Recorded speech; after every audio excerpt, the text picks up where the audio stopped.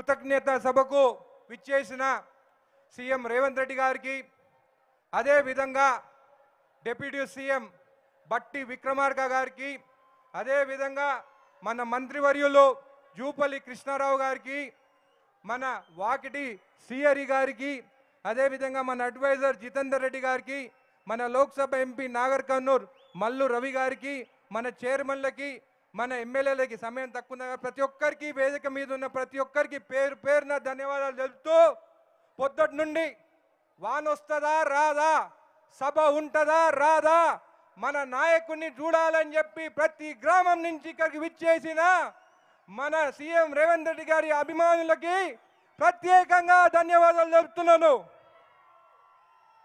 పోయిన నెలలనే ఉదండపూర్కి వచ్చినాడు, జడ్చర్లకు వచ్చినాడు. పోయిన నెల 5వ తారీఖు, మళ్ళీ ఈరోజు 4వ తారీఖు. నేను ఎప్పుడు చూడలే ఒకటే నెలలో సీఎం గారు ఒక నియోజకవర్గంకి రావడం. ఆ రోజు అక్కడికి వచ్చినప్పుడు మిడ్జిల్ మండలి 20 సంవత్సరాలు పూర్తవుతుంది, మిడ్జిల్ ఊరుకొండ వాసులు మిమ్మల్ని ఆహ్వానిస్తుందంటే ఖచ్చితంగా వస్తా అని చెప్పి మాట మీద నిలబడి ఇక్కడికి రావడం జరిగింది. చాలా మంది బీఆర్ఎస్ వాళ్ళు మాట్లాడినారు జడ్చర్లకు వస్తే ఏమి ఇస్తున్నారని. నేను ఒకటే అడుగుతున్నా, 10 సంవత్సరాల్లో 2013 నుండి 2023 వరకు, 2014 నుంచి 23 వరకు మీ నాయకుడు ఉండే కదా, 2 సార్లు జడ్చర్లకు వస్తే పీకి ఏమి ఇచ్చినాడయా? పోయినసారి సీఎం రేవంత్ రెడ్డి గారి ఇక్కడికి వచ్చినప్పుడు పోయిన నెలల ఉదండపూర్ వాసులకి 631 కోటి రూపాయలు వాళ్ళ అకౌంట్లో వేసిన తర్వాత వచ్చినాడు. అదే కాకుండా ఈరోజు ఊరుకొండకు వచ్చినప్పుడు ఊరుకొండపేటలో ఆంజనేయ స్వామి గుడికి వచ్చి గుడికి 10 కోట్ల రూపాయల నిధులు ఇవ్వడం జరిగింది.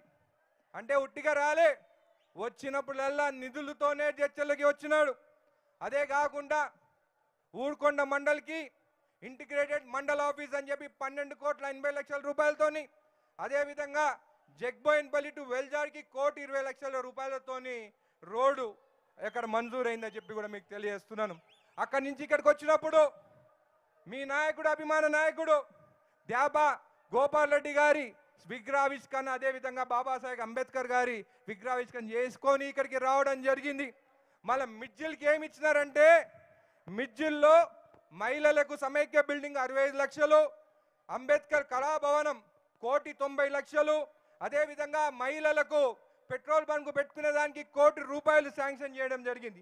ఇదే కాకుండా check dams, Vadiyala check dam 5,91,00,000, Vaspula check dam 8,50,00,000, Bairampalli check dam 8,75,00,000. అదే విధంగా ఇదే కాకుండా బ్రిడ్జులు, వానవడి దుండిబి వాగులో నీళ్ళు వస్తే చాలా మంది చనిపోతున్నారని చెప్పి బ్రిడ్జులు ఇవ్వాలని చెప్పి సీఎం రేవంత్ రెడ్డి గారు ఎక్వాయిపల్లి టు లింగందాన 3 కోట్లతోని బ్రిడ్జ్ మంజూరు చేసినారు. అదేవిధంగా లింగంపేట టు నల్లకుండ తాండా 4.5 కోట్లు, నెక్కొండ టు బైరంపల్లి 4.5 కోట్లు, వల్లభరావుపల్లి టు వేముల బ్రిడ్జు 10,20,00,000. ఇదే కాకుండా ప్రతి గ్రామానికి ఏదో ఒకటి చేయాలి, మిడ్జిల్ ఊరుకొండ మండలికి అని చెప్పి స్పెషల్ డెవలప్మెంట్ ఫండ్ కిందికి 20 కోట్ల రూపాయలు, ప్రతి గ్రామానికి 50 లక్షల రూపాయలతోని నిధులు ఇవ్వడం జరిగింది. మళ్ళీ ఇదే కాదు, జడ్చర్ల నియోజకవర్గం మీరు చూస్తే రేషన్ కార్డులు 11,000 రేషన్ కార్డులు, కొత్త రేషన్ కార్డు 10 ఏళ్ళలో ఏమైనా ఇచ్చినారే ఒక రేషన్ కార్డు. అదే కాకుండా గృహజ్యోతి 26,000 గృహాలకి ఉచిత విద్యుత్ ఇస్తున్నాం జడ్చర్ల నియోజకవర్గం అని చెప్పి కూడా మీకు తెలియజేస్తున్నాం. ఇంద్రమ్మ ఇల్లు 3,500 అప్పుడు ఇచ్చినాం, ఇప్పుడు మళ్ళా 2,000 ఇండ్లు శాంక్షన్ అయినాయి. ఇదే కాకుండా రుణమాఫీలో ఎన్ని కోట్లు వచ్చినాయి తెలుసా? జడ్చర్ల నియోజకవర్గంకి 255 కోట్ల రూపాయలు ఉట్టి కేవలం జడ్చర్ల నియోజకవర్గంకి వచ్చింది. ఎంతమందికి తెలుసా? 31,000 మందికి రుణమాఫీ జరిగింది. వాళ్ళు ఏమో ఏం జరగలేదంటారు. మరి 255 కోట్లు ఎక్కడ పోయినాయి? మీలాగా ఆ బీఆర్ఎస్ వాళ్ళ దొంగ అకౌంట్లు చేసుకొని పైసలు వేసుకోలేదు, అకౌంట్లోనే వేస్తామని చెప్పి కూడా మీకు తెలియజేస్తున్నాం.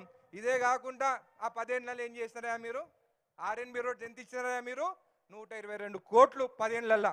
అదే ఇప్పుడు 2.5 సంవత్సరాలలో ఈరోజు మనకి ఆర్ఎన్బి రోడ్లు 280 కోట్ల రూపాయలు జడ్చర్ల నియోజకవర్గంకి వచ్చినాయి హ్యామ్ ప్రాజెక్ట్ ద్వారా. పంచాయత్ రాజు 200 కోట్ల రూపాయలు పంచాయత్ రాజు రోడ్లు వచ్చాయి. ఇదే కాకుండా ట్రిపుల్ ఐటీ జడ్చర్లకి ట్రిపుల్ ఐటీ దాదాపు 400 కోట్ల రూపాయలతో వచ్చి, మొన్న రాజాపూర్ మండల్కి అడ్వాన్స్ టెక్నాలజీ సెంటర్ 43 కోట్లతోని వివేక్ గారు వచ్చినారు. ఆ రోజు శంకుస్థాపన చేయడం జరిగిందని చెప్పి కూడా మీకు తెలియజేస్తున్నాను.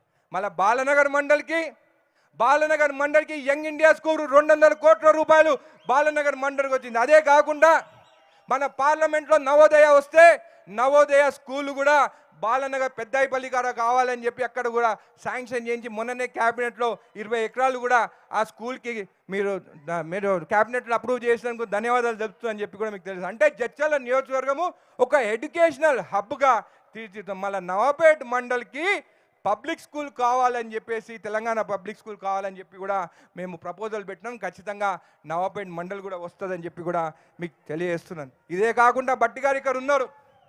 ఇక్కడ ఒక మాజీ ఉండే, ఆయన మంత్రి ఉండే, ఆయన 6 సబ్స్టేషన్లు తెచ్చిండే. కానీ మన ప్రభుత్వం వచ్చిన తర్వాత మనకు వచ్చిన సబ్స్టేషన్లు 22 సబ్స్టేషన్లు జడ్చర్ల నియోజకవర్గం. ఈరోజు రాచాలపల్లి కూడా ఒక సబ్స్టేషన్ శాంక్షన్. మేమంతా ఇంకా 20 ఏళ్ళు 30 ఏళ్ళ విజన్తో పనిచేస్తున్నామని చెప్పి కూడా మీకు తెలియజేస్తున్నాం. ఇదే కాకుండా 670 ట్రాన్స్ఫార్మర్లు కూడా జడ్చర్ల నియోజకవర్గం వచ్చిందని చెప్పి కూడా మీకు తెలియజేస్తున్నాను. ఇదే కాకుండా జడ్చర్లకి బైపాస్ కావాలని చెప్పి కూడా డిపిఆర్ జితేందర్ రెడ్డి గారు కూడా ఇన్ఫర్మేషన్ ఇచ్చినారు. సెంట్రల్ నుంచి మనకి బైపాస్ కూడా వస్తుంది, ఆల్రెడీ టెండర్స్కి వెళ్ళిందని చెప్పి కూడా మీకు తెలియజేస్తుంది. ఇన్ని వచ్చిన తర్వాత వాళ్ళు ఏమంటారు, వచ్చేది మేమే అంటారు. దేనికా మీరు వచ్చేది? ఫోన్ ట్యాపింగ్ చేసేదానికా? మా ఫోన్లు వినేదానికా? మహిళలు ఇక్కడ ఉన్నారు, ఒకటే అడుగుతానమ్మా. మా అమ్మకి 70 ఏళ్ళు, మా అమ్మ ఫోన్లు రికార్డ్ చేసినారు. నా భార్యకు అసలు రాజకీయంగా సంబంధమే లేదు, ఆమె ఫోన్ కూడా రికార్డ్ చేస్తారు. చెప్పండి అమ్మా, మీ కొడుకుతో మాట్లాడేటప్పుడు వేరే వింటే మీకు ఎట్లా అనిపిస్తుంది? మీ భర్తతో మీరు మాట్లాడితే మీకు ఎలా అనిపిస్తుంది? నా భార్య అడిగింది నన్ను, నువ్వు రాజకీయాలు పోయిన దానికైనా నా ఫోన్లు రికార్డ్ అయినాయా అని అడిగింది. ఏమి సమాధానం చెప్పాలి చెప్పండి మహిళలని చెప్పి నేను అడుగుతున్నాను. అదే మన ప్రభుత్వంలో స్వేచ్ఛ ఉన్నది, కబ్జాలు లేవు. ఈరోజు జడ్చర్ల నియోజకవర్గం మీరు చూస్తే అభివృద్ధిలో 1వ స్థానానికి తీసుకొచ్చేదానికి సంకల్పంతో ఉన్నాను. వచ్చేసరికి రాహుల్ గాంధీ గారు ప్రైమ్ మినిస్టర్ కావాలి. నా సంకల్పం, నా విజన్ జడ్చర్లకి. నేను ఒక సాఫ్ట్వేర్ ఇంజనీర్ని, నా దోస్తులతో మాట్లాడుతున్నాను. జడ్చర్ల డేటా సెంటర్లు తీసుకురావాలి, రాహుల్ గాంధీ గారు ప్రైమ్ మినిస్టర్ కావాలి.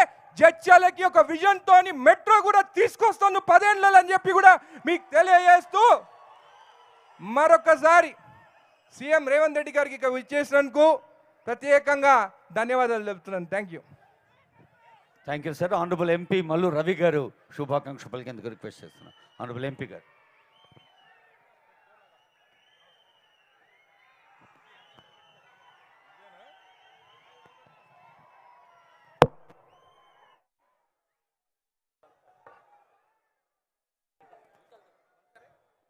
సభాధ్యక్షులు అనిరుద్ రెడ్డి గారు, ముఖ్యమంత్రి గారు, ఉప ముఖ్యమంత్రి గారు, మంత్రులు, ఎమ్మెల్యేలు, ఎంపీలు, ఇతర ప్రజాప్రతినిధులు, చైర్మన్లు, ఈ సభకు వచ్చినటువంటి అశేష ప్రజానీకానికి నా హృదయపూర్వక నమస్కారాలు తెలియజేస్తూ, ఇప్పుడే అనిరుద్ రెడ్డి గారు జడ్చర్లకి మిడ్జిల్కి వచ్చినటువంటి ప్రభుత్వం ద్వారా వచ్చినటువంటి పనుల గురించి నివేదిక ఇవ్వటం జరిగింది. నేను ఒక్క విషయం మాత్రం చెప్పి ముగిస్తాను. వర్షం వచ్చేటట్టుంది. రేవంత్ రెడ్డి గారు కృతజ్ఞత ఏ రకంగా ఉంటుందో ఇవాళ వారిని చూసి నేర్చుకోవాలి.